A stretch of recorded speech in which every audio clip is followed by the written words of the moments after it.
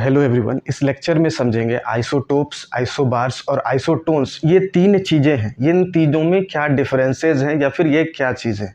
सबसे पहले अगर आइसोटोप की बात करें तो अगर कोई भी एक एलिमेंट है जिसका मास नंबर यानी कि जिसमें जो नंबर ऑफ न्यूट्रॉन्स है वो अगर अलग हो जाए, किसी में नंबर ऑफ न्यूट्रॉन्स 1 है, किसी में नंबर ऑफ न्यूट्रॉन्स 2 है, किसी में नंबर ऑफ न्यूट्रॉन्स 3 है, तो उस वजह से उसका जो मास नंबर है वो हमेशा चेंज हो जाए।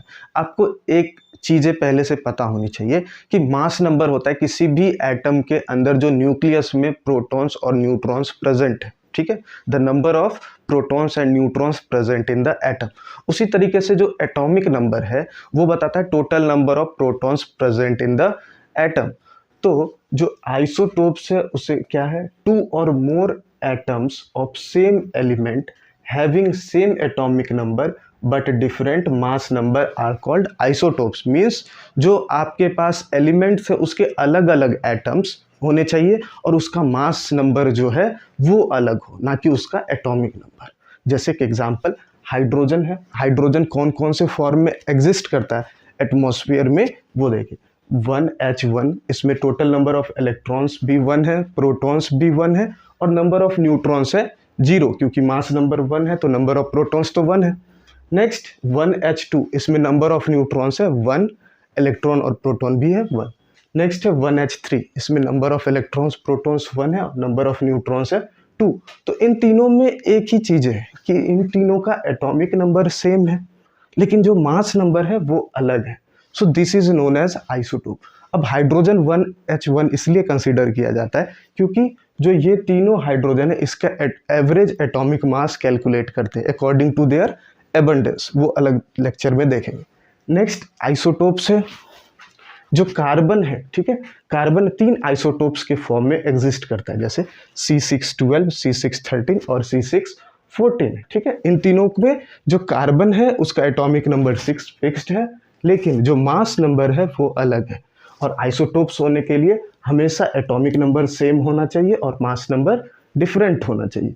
अब नेक्स्ट है आइसोबार्स। आइसोबार्स क्या, 2 और more atoms of different elements having same mass number but different atomic number, यानी कि इसमें जो एलिमेंट्स है वो अलग होंगे। एलिमेंट्स अलग होंगे यानी कि इसमें जो एटॉमिक नंबर है एटम्स का वो अलग होना चाहिए लेकिन जो मास नंबर है वो सेम होना चाहिए, then they are called isobars, ठीक है। बहुत ही बेसिक कॉन्सेप्ट है। क्या है इसमें, जैसे कि एक एग्जांपल लेते हैं कार्बन। कार्बन C614 के फॉर्म में भी एग्जिस्ट करता है और जो नाइट्रोजन है वो N714 होता है। इन दोनों ही कंडीशन में जो मास नंबर है वो दोनों सेम है, दैट इज 14, बट जो एटॉमिक नंबर है वो अलग है, एक में 6 है और दूसरे में 7। तो अगर मास नंबर सेम हो जाए और एटॉमिक नंबर डिफरेंट हो then they are called isobars. एक और एग्जांपल समझते, आर्गन। आर्गन 1840 यानी कि इसका एटॉमिक नंबर 18 है और मास नंबर है 40, और calcium atomic number 20, mass number 40। दोनों ही कंडीशन में जो एटॉमिक नंबर है वो अलग है, 18 और 40, 18 और 20, लेकिन जो मास नंबर की बात करें तो दोनों ही कंडीशन में सेम है। तो अगर मास नंबर सेम हो जाए और एटॉमिक नंबर अलग हो तो उसे कह देते हैं आइसोबार्स। अब नेक्स्ट थिंग इज आइसोटोन्स, ठीक है। बहुत लोग इस पर ध्यान नहीं देते आइसोटोन्स पर, लेकिन ये इंपॉर्टेंट है। क्या है, 2 और more elements having same number of neutrons.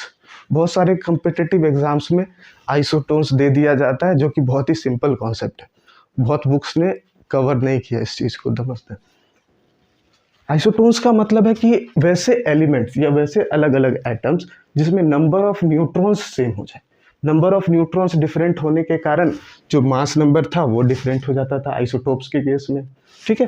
जो आइसोबार्स है उसके केस में जो एटॉमिक नंबर है वो डिफरेंट हो जाता था, लेकिन जो आइसोटोन्स है उसमें जो नंबर ऑफ न्यूट्रॉन्स है वो अलग अलग एटम्स में क्या होने चाहिए, सेम होने चाहिए।